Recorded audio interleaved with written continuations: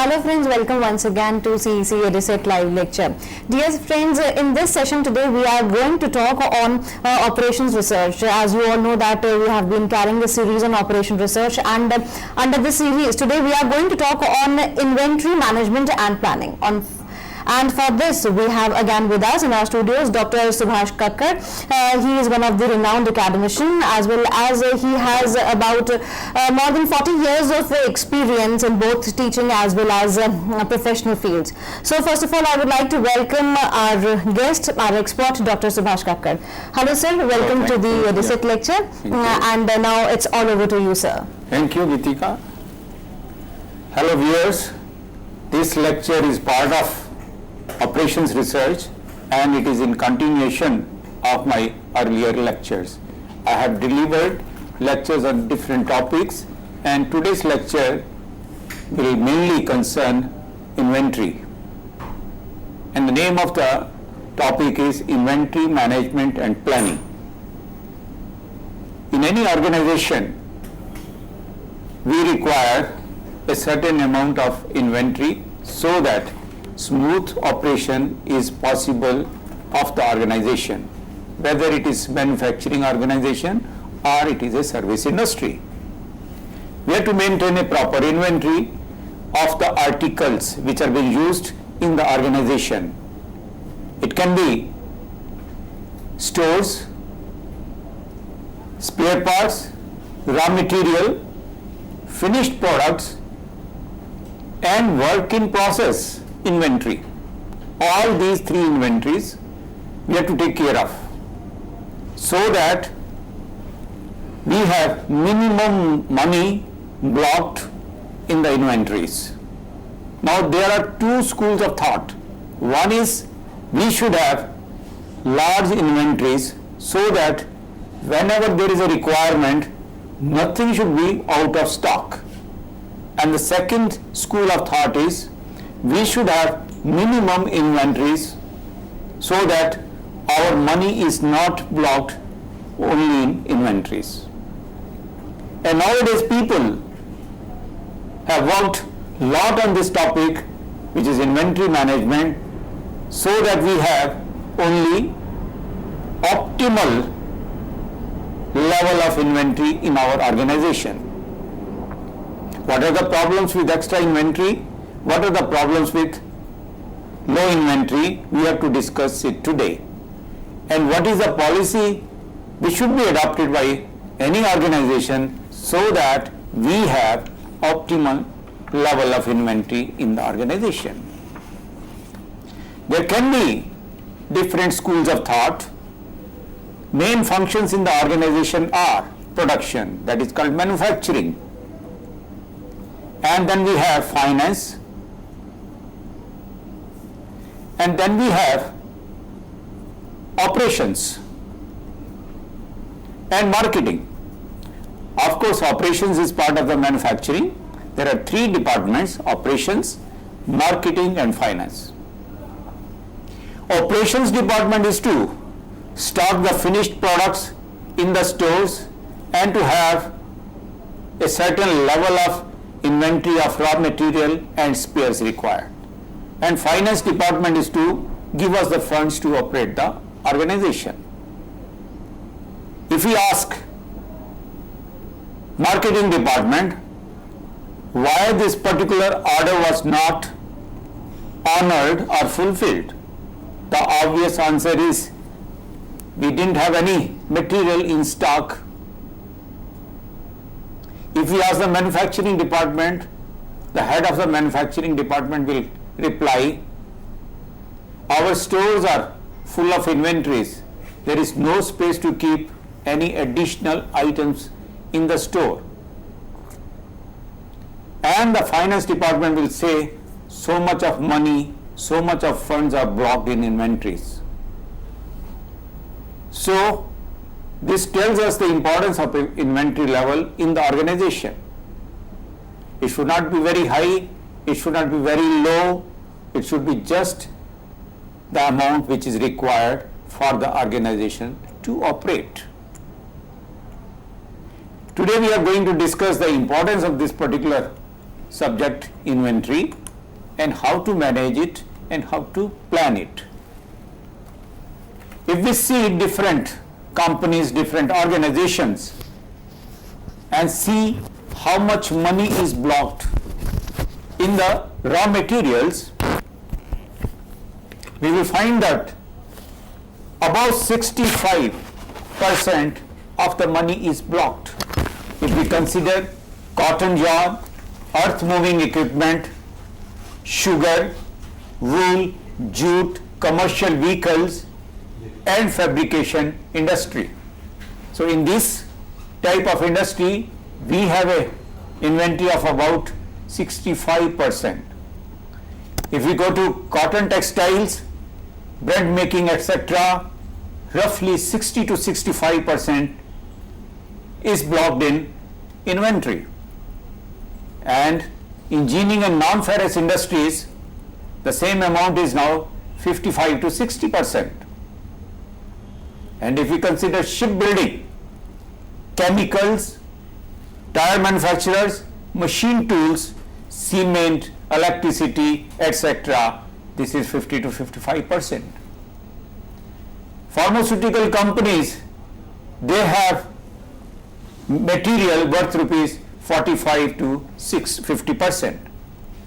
And in steel, newspaper, fertilizer, aircraft industry, it is 40 to 45%. And now the blockage of funds are ranging from 40% to 65%. And this is a huge money which is blocked. And we have to take care of this money so that only minimum amount should be stocked, so that company should run smoothly. That is our aim. Now we'll see what is the problem with the extra inventory, and we have to address some issues. The key issues in management as far as materials are concerned are right source, right price, right quality, right quantity, and right time. We should have a proper source from which the item should be procured. Of course, we should have a good quality of the items, and whatever we are going to procure, and we should be giving just minimum price for that, and the right quantity should be received at the right time. These are the 5 basic issues which we are going to address. And the costs involved in inventory are average procurement cost. It is not free to procure anything. Suppose we want to procure any item in the organization, we will have to collect its specifications first. We will have to float inquiries to different vendors who can supply this item. There will be 2 types of quotes which we are going to get from vendors. One is technical quote, other is commercial quote. Technical quote covers technical specifications of the item. Commercial, of course, covers the finance part of the item. As far as technical specifications are concerned, one should get satisfied with the technical specifications. If these are okay, only then we'll open the commercial quotes where the prices, etc., are given. When these prices quotes are opened, a comparative statement is to be prepared so that we get a picture of all the vendors who are going to supply this particular item. Then of course we'll have to have negotiations with the different vendors. At the initial stage, if the technical specifications are not acceptable, we'll have to go to the vendor again so that he is able to correct the technical specifications of the item. When these technical specifications are correct, and then we get the commercial quotes. Commercial quotes and then comparative statements are prepared, then negotiations are held with the different vendors. And then one or two vendors are selected, we place the order, then we follow up with the vendor so that items are supplied on time. When the items are supplied, we have to inspect those items whether they adhere to the quality standards. When these items are approved, these go to the stores where these are stocked, and the stores will issue these items whenever the requirement comes. This is a long procedure and it costs money. Whether we should place more orders, whether we should place less orders, we have to see that. Cost of processing a purchase order through purchase department is one of the costs involved in procuring the item. Salaries and wages of the purchase department. People working in the department of purchase, their salaries are to be included in the cost. Paper and postage, whatever is required for this particular activity, those are to be considered. Follow-up costs, the follow-up required to ensure timely delivery of supplies. Maybe travel costs are involved, maybe telephonic bills are there, and telex and emails, etc. And all these costs are to be included in the cost of making a purchase order, then finally receiving an inspection. Then we have an inventory carrying cost. Items are stored, money is blocked, we are losing interest on those funds which are kept in our stores. Indirect cost of capital, direct costs, provision of storage area, facilities like racks, bins, etc. We have items which are to be stored, we'll have to have racks for them, we'll have to have bins for them, and salaries of store staff. Earlier we have discussed the salaries of purchase department. Here we are having stores. Salaries of the people who are working in the stores are to be considered as inventory carrying cost. Insurance. We have to insure those items which are kept in stores. Then the insurance cost is also to be considered. Obsolescence, deterioration, breakage, pilferage, etc. These are the costs which are incurred in stores. Heat, light, refrigeration. We have to provide heat in certain cases. We have to provide refrigeration in certain cases, and then light also. And all these things cost money. So this is part of the store's cost. Then the cost of chemicals, preservatives. Some of the items are to be given a treatment so that these can be preserved for a longer duration. So all these costs are part of the stores. And then the shortage cost, when the item goes out of stock and we require that particular item, the cost of lost production.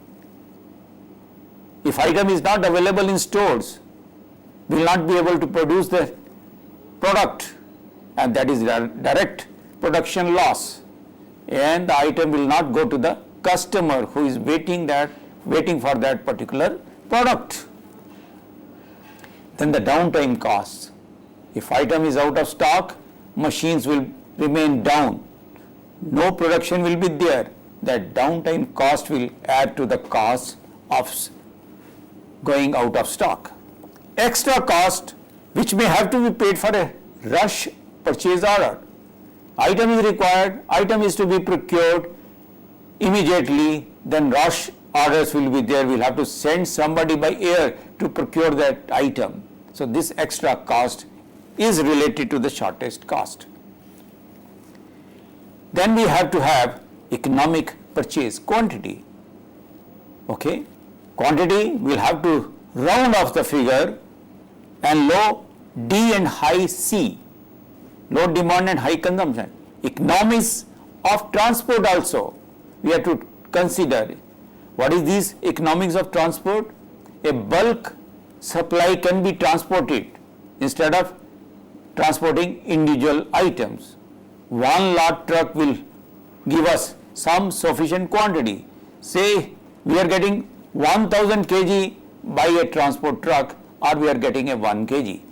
If we are getting 1000 kg, again we will have economies of transport, and some discounts are also given by the vendors, and sometimes we have to import certain things, and importation is possible only maybe once or twice a year. So all these things we have to consider before placing the order or deciding about the quantity to be stored in the stock. For that, we will have to see what sort of items we have in the stock, what sort of items are required in the organization. We can classify these items in 3 categories: A class items, B class items, and C class items. A class items are those items where the number is very low, but the amount blocked is very high. These are costly items. And in contrast to A class items, we have C class items, where the number is very high, but the amount blocked is very low. Roughly 10% of the quantity of items is A class items, and 75% is C class items, and the money blocked in A type of items is around 75%, and in C class items the money blocked is 10% only. Then in between we have B class items, where the number is not very high or not very low, and the money blocked is also of the medium standard, and this is around 15% of the items belong to B class, and 20%, 25% is the money which is blocked in medium sized items. A items, for example, 10,000, B items between 1000 rupees and 10,000, and C class items only up to 1000. It is only an example. A items over 10,000, this is the amount blocked. B items from 1000 to 10,000, and C items only up to 1000. This gives us the money blocked in A items. Okay. A items are the items which are blocking the maximum amount of funds. So for all these 3 items, we will have to have a different strategy. Of course, A type of items, a senior most person will look after the procurement of these kind of items. Lot of attention, the utmost attention will be paid to A class items where more money is blocked, and whereas C class items only a clerical staff in the purchase department can look after. Now I will give an example of ABC analysis. There are 3 types of items which are stocked in an organization. First, annual consumption value is 60,000. Second is annual consumption is 4,000, and third, annual consumption is only 1,000 rupees. We can say that the first item can be in the category of A class, second in the category of B class, and third one in the category of C class. And we are placing 4 orders in each category without giving any rational thinking to the number of orders being placed. If 4 orders are placed for first type of items, there will be the value of each order will be 15,000, and average inventory will be just half of it, because once it is received it is 15,000. When it comes to 0, again a net lot is received. So the inventory varies from 15,000 to 0, and the average inventory is half of it, which is 7,500. Similarly, for second item, where the value is 4,000 and the orders placed again 4, and each order will be having the cost of 1,000, and the average inventory will be 500.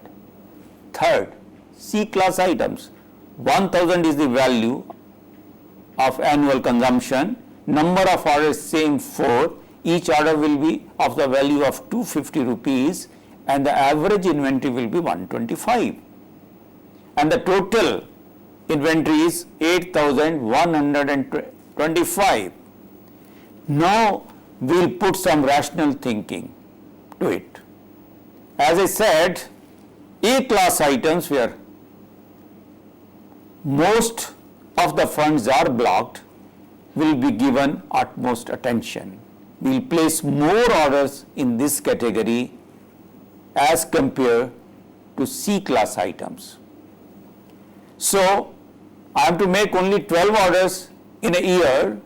In earlier case, each item was given 4 orders, but in this second case, when rational thinking is being put, first A class items I am giving 8 number of orders, B class items I am giving 3 number of orders and C class item only 1 order.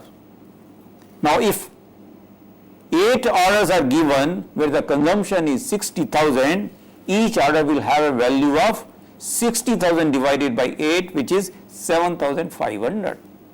And the average inventory will be just half of it, which is 3,750. Second case, B class items, 4,000 is the value of the consumption and we are going to place 3 orders only and value of each order will be 1,333 and half of it is the inventory, average inventory, half of it is 6,667. And last, C class items where the annual consumption is only 1,000 rupees and we will place only 1 order for 1,000 rupees and the average inventory is 500. If we add all these values, the figure will be 4,970. Now compare these two figures. The earlier figure is 8,000 and the next figure is around 5,000. There is a lot of difference in the average inventory. In the first case, no logical thinking was given, but in the second case, logical thinking is given. The item which is costly, more number of orders are being placed. Item which is very cheap, only that is being covered by only 1 order. So in this case, we have just made the inventory to 50%. So we have to give an rational thinking to the number of orders being placed.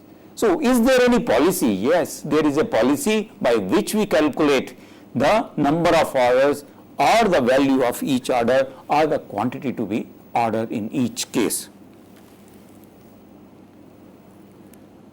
If we see our own inventory in our kitchen, in our house, we maintain soda, milk, toilet paper, gas, cereal, cash, etc.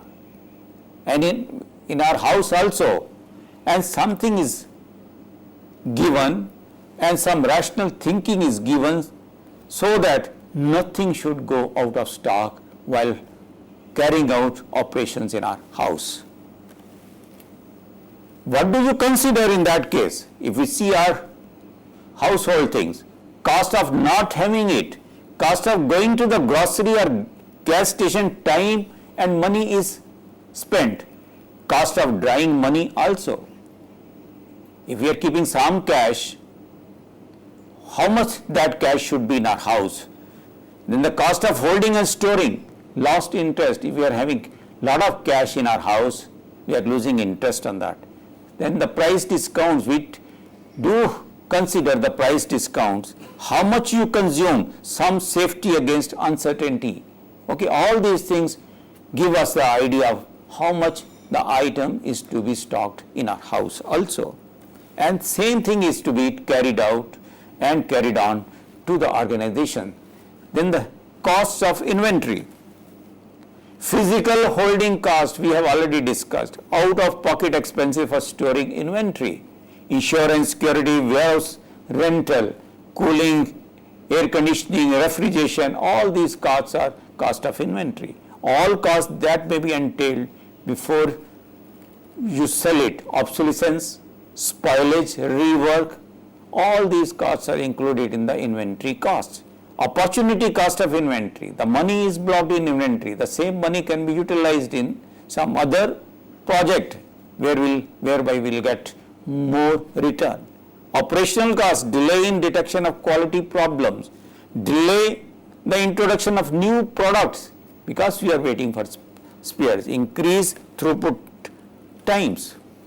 Benefits of inventory. What are the benefits of inventory? Hedge against uncertain demand. If we are having a sufficient inventory in our stock, we have protection against uncertain demand. Demand is of varying nature. If it is going high, then we can draw the items from the store without any problem.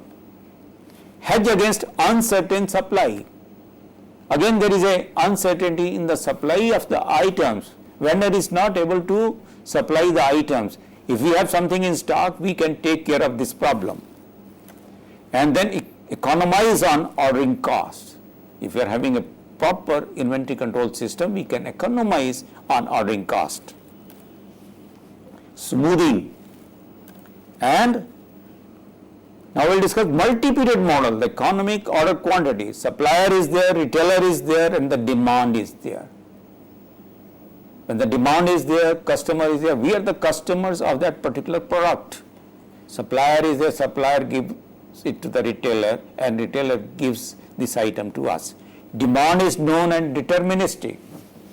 We are sure that our demand is deterministic.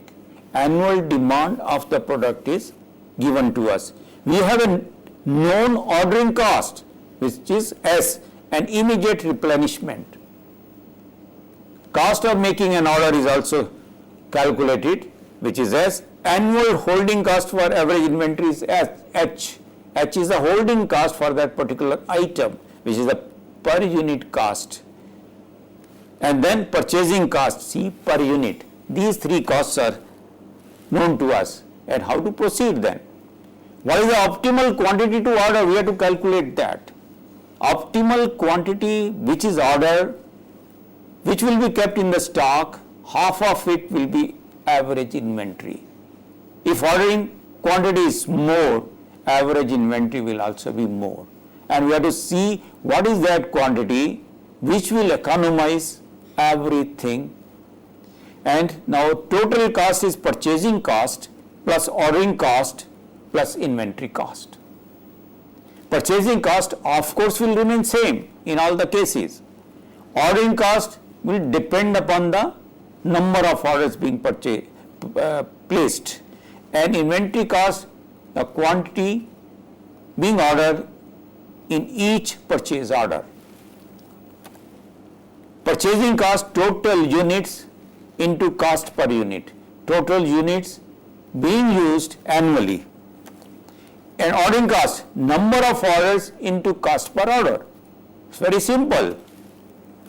And inventory cost, average inventory into holding cost. Very easy calculation. And now we'll find the optimal quantity to order. Let us say we decide to order in batches of Q.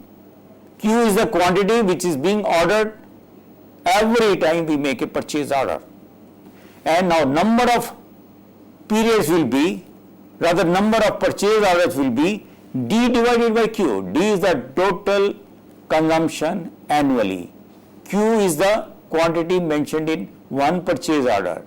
Then the number of orders being prepared are D divided by Q.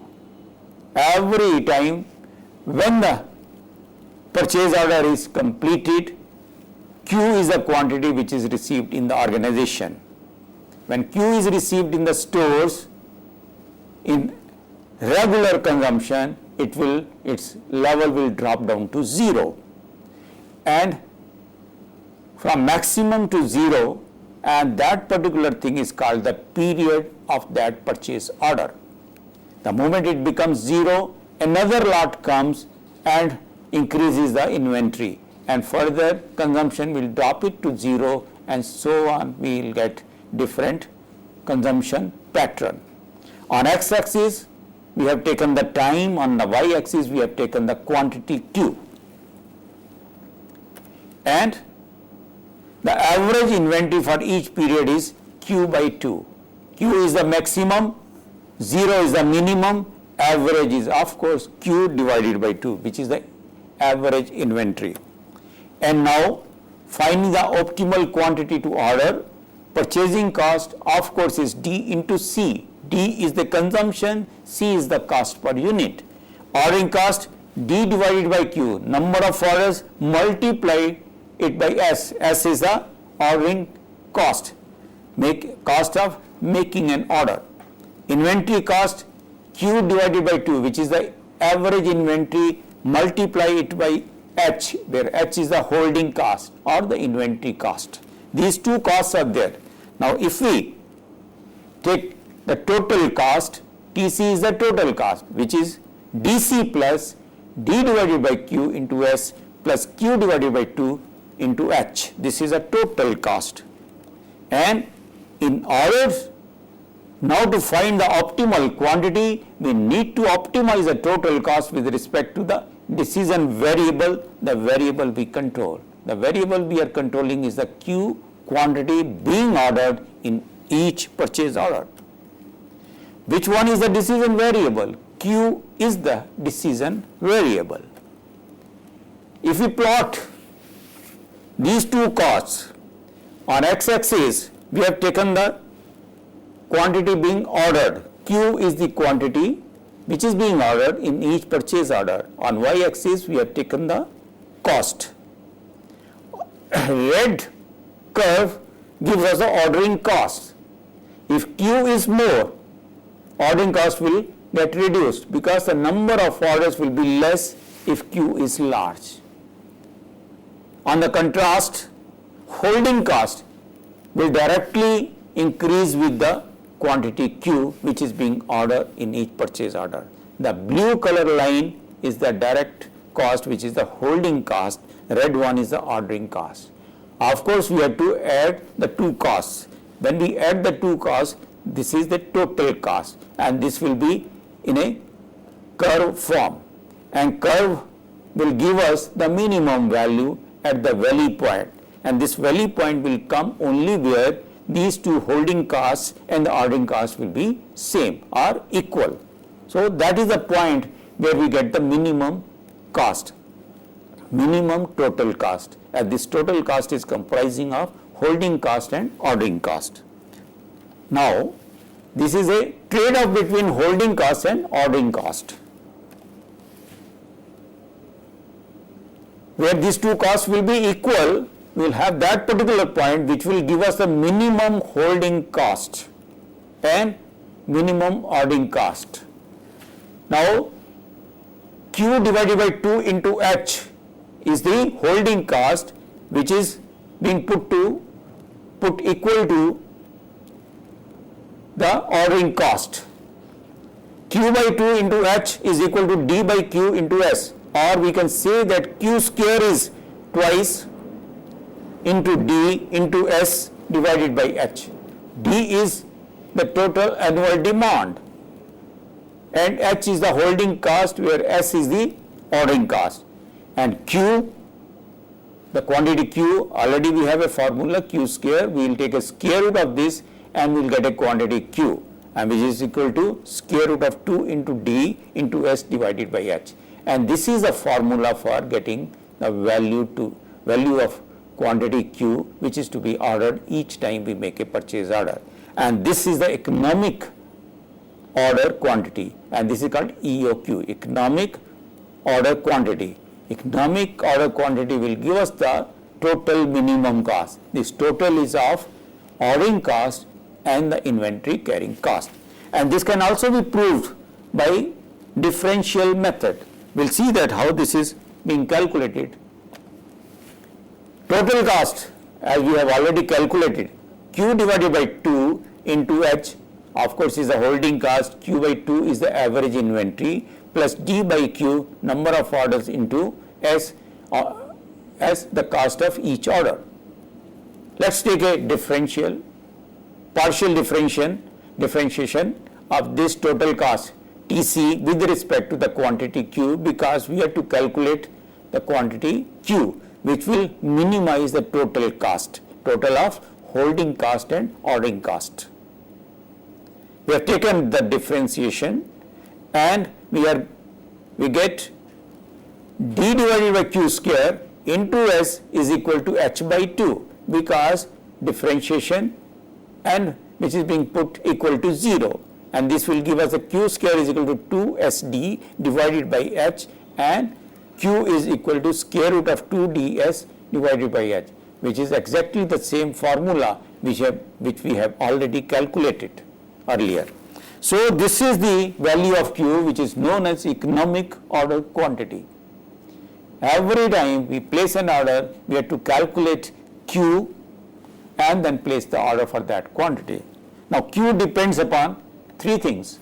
One is the total annual consumption, ordering cost, and inventory holding cost. These three things, and we'll get a value of Q, and the same will be used in making purchase order.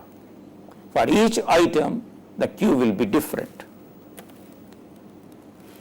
So any item, and we can calculate, and I have taken an example also. Assume a car dealer that faces demand for 5,000 cars per year, and that it costs $15,000 to have the car shipped to the dealership. Holding cost is estimated at $500 per car per year. How many times should the dealer order, and what should be the order size? The same formula is being used, which we have just formulated. Q is equal to 2 into 15,000 into 5,000 divided by 500. The value is 548. Each time we'll make an order for 548 cars. If delivery is not instantaneous, but there is a lead time L, when to order, how much to order, we have to see. On x-axis, we have mentioned the time. On y-axis, the order quantity, Q. This is a lead time. We take some time to procure the item to get the purchase order completed, and this is a lead time. Lead time is the time required to procure the items. So by this time, because some time is being used to get the purchase order completed, so at this particular time we should place an order for quantity Q, and at the end when it becomes 0 we should receive, and this particular point is called the reorder point, ROP. Reorder point is the level in the stock at which we should place a fresh order to procure the item. D is demand per period and L is the lead time, and ROP L into D. And when shall we order? This is a question. Answer is when inventory level reaches ROP. What is ROP? Reorder point. Reorder point is not the 0 point because it takes care of the lead time. We have to keep some quantity which can be used in the lead time period. Okay? When the item quantity reaches ROP, we should make a fresh order. Next question is, how much shall we order? Of course, we have already calculated the quantity Q which should be ordered. Q is nothing but economic order quantity, and the Q quantity should be ordered. Q is EOQ, economic order quantity. Okay, and similarly for another example, what if the lead time to receive cars is 10 days? When should you place your order? 10 days again are to be converted to years. 10 divided by 365 is the years corresponding to 10 days. So 10 divided by 365 into D is 137, because during this 10 days 137 cars will be utilized. So instead of waiting for cars inventory to drop to 0, but we'll make a fresh order when the car inventory is 137. This is the reorder point, this gives us how to calculate ROP reorder point. So when the number of cars in the lot reaches 137, we'll make an order for 548 more cars. 548 is nothing but Q, which is economic order quantity, which has been calculated by using the formula. And similarly, but demand is rarely predictable. Sometimes our demand level changes during the passage of time. During the lead time demand, we are not sure. So we have to take care of that varying demand also. ROP, what should be then? Then lead time demand variation. So inventory at time of receipt is given. When the items are received, some inventory is also there. Instead of dropping to 0, some inventory is there. We want that also. So stock out point is given. Sometimes we have the items in stock when the fresh lot is received. Sometimes we are out of stock before the items are received. Then these 2 points are called stock out point and unfilled demand. How much is the unfilled demand? So that is to be kept as safety stock. If ROP expected demand service level is 50%, inventory left 50% of the time, stock out 50% of the time. Expected demand, average consumption, uncertain demand, uncertain consumption. So we have to go a little more than the ROP level to take care of varying demand in the lead time, and that is called the safety stock. We have to add something which is called safety stock on the ROP level also. To reduce stockouts, we add safety stock. This is what is written in this slide also. So we have to add for safety stock, which is to take care of the erratic demand. So ROP is safety stock plus expected LAT and demand. What is stock? Safety stock plus expected lead time demand. Demand in the lead time is the ROP level. ROP level is raised by the safety stock. Safety stock will take care of erratic demand during the lead time. And this is of course a normal curve, and this gives us service level, probability of stockouts and the safety stock. And safety stock is equal to safety factor Z, standard deviation in lead time demand. Standard deviation in lead time demand is again equal to variance over multiple periods. It's not one period, we calculate it for multiple periods. The sum of the variances of each period assuming independence. Standard deviation over multiple periods is a square root of the sum of the variances, not the sum of the standard deviations. We add the variances, we take a square root.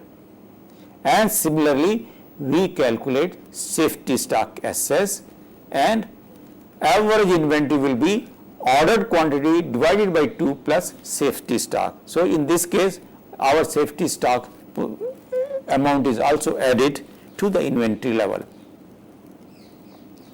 How to find out ROP at Q? Again, the same formula which we have calculated earlier is used for economic order quantity, and we add safety stock to this, and this gives us the ROP level. ROP level is nothing but reorder point. We have another example. Back to the car lot. Recall that the lead time is 10 days. So 10 days demand is added to the economic order quantity, and the expected yearly demand is 5,000. You estimate the standard deviation of daily demand to be sigma D, which is 6. When should you reorder if you want to be 95% sure you don't run out of stock?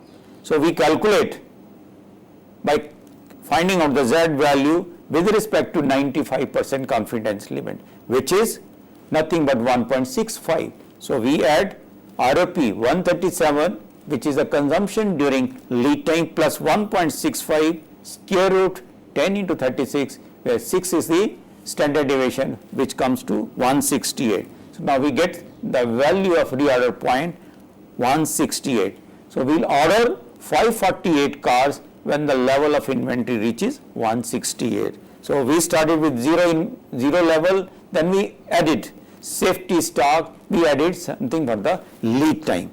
All these additions make it to 168. Now we'll discuss something else. We have already discussed ABC analysis. We'll add to it movement, availability and criticality.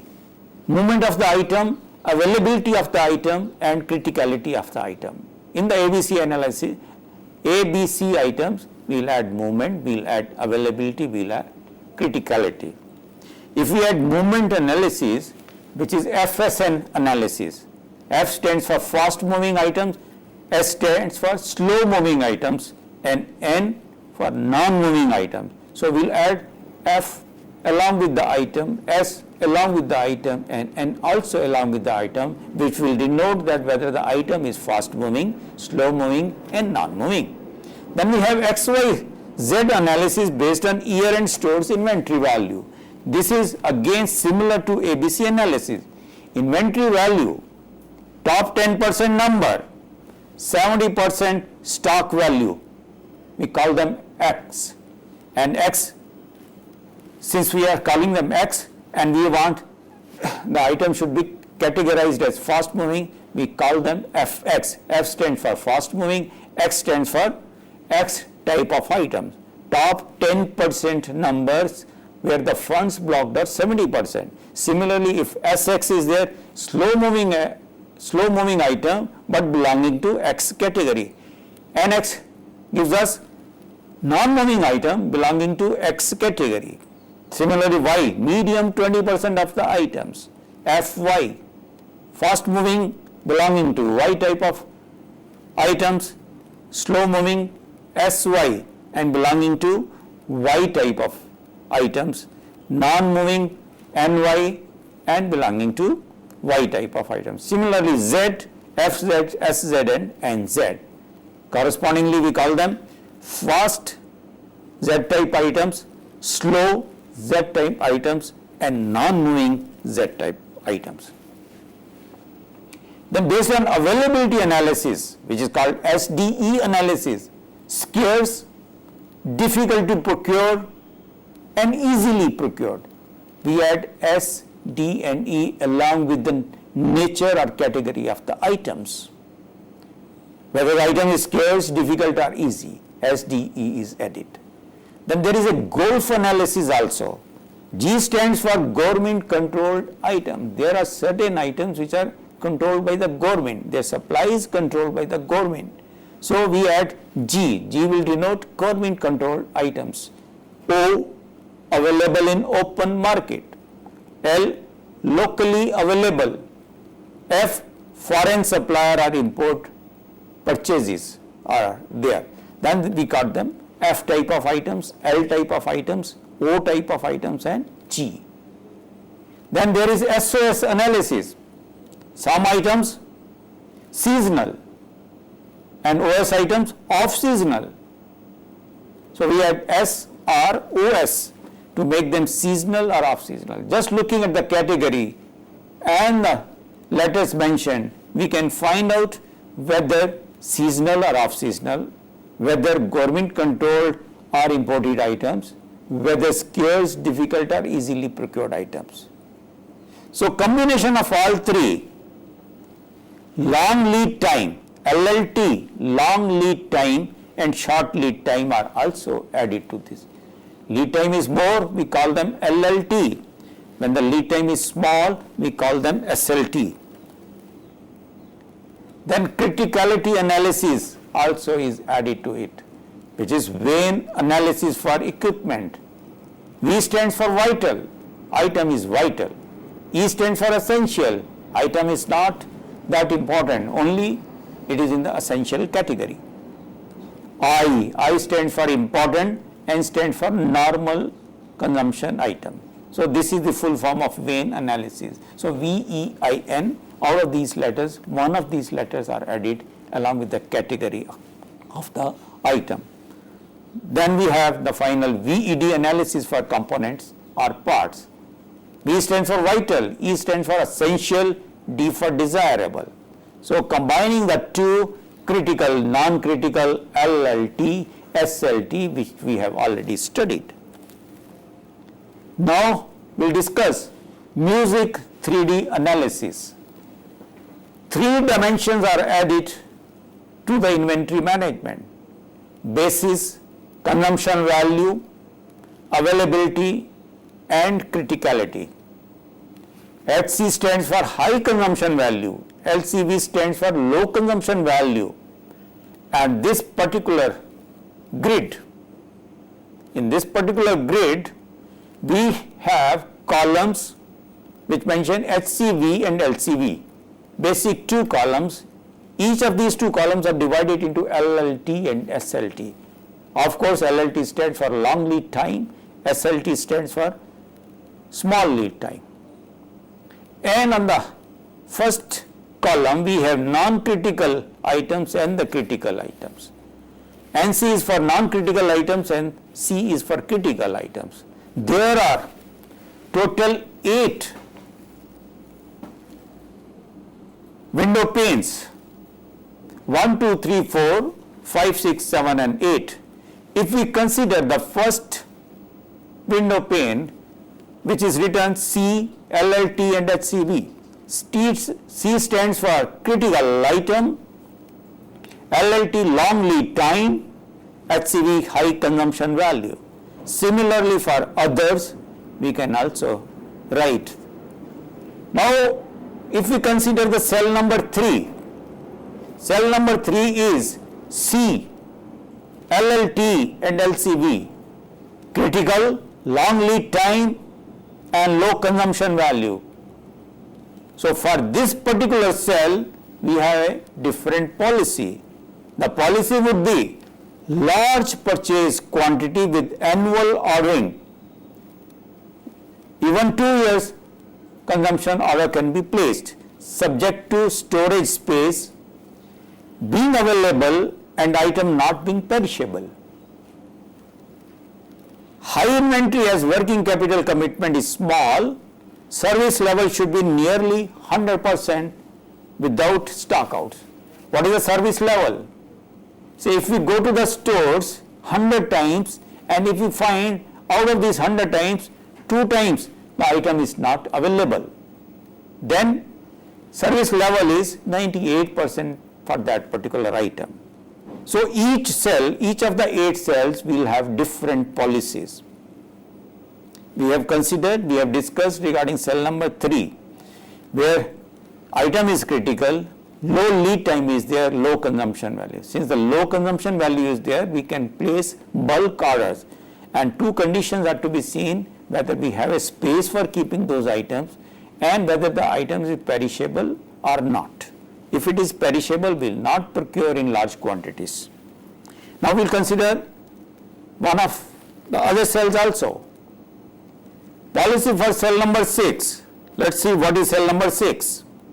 Cell number 6, NC, non-critical, short lead time, high consumption value, short lead time, high consumption value. What should be the policy for this kind of item? These items constitute the opposite of items in cell number 3. The purchase quantity will be minimal as the item is non-critical and have high consumption value, or these items should be bought as and when needed, stockouts to be allowed with low service level as item is costly but not critical. Since the item is not critical, we can have low service level. And now similarly, policy for items falling in cells 1 and 2. Let's see items mentioned in cell number 2, critical, short lead time, high consumption value. So what should be the policy for these kind of items? Very strict control to be exercised by every accurate forecast, frequent orders or weekly deliveries, maximum follow-up and expediting with as many reliable sources as possible, since the item is very critical and high consumption. So topmost person in the purchase department will look after these kind of items. Then we have P system, Q system. So far we have discussed how much optimal quantity should be kept in stock. What is the calculation for optimal quantity? What is the quantity which is to be used in lead time? If there is erratic demand during the lead time, how much extra quantity should be ordered? This gives us an idea how much control we should exercise on a particular item. But now the things are changing. Nobody wants to stock items in inventory. People are talking about lean manufacturing, just in time, GIT techniques, Kanban. Under these manufacturing conditions, we don't keep anything in stock. We procure the items when these are required. Just one telephone call and the items are received. When the items are received, these are not stocked in stores. These directly go to the shop floor and these are used and a final product is manufactured. And that final product goes to the customer. Similarly, the inventory of finished products is maintained. Whenever there is a demand of a particular item, the item is procured and item is manufactured. There is a push system, there is a pull system of manufacturing. Now since people are aggressively thinking of different policies to have a proper inventory, people are also talking about vendor managed inventory system, VMI, where we have different suppliers, different vendors who maintain the inventory for our usage. They have inventories available in their own stock.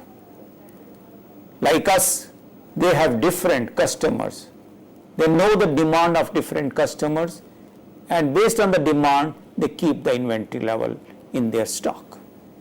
They use different demand forecasting techniques, different accurate demand forecasting techniques. Based on those techniques, they calculate what the demand would be in near future.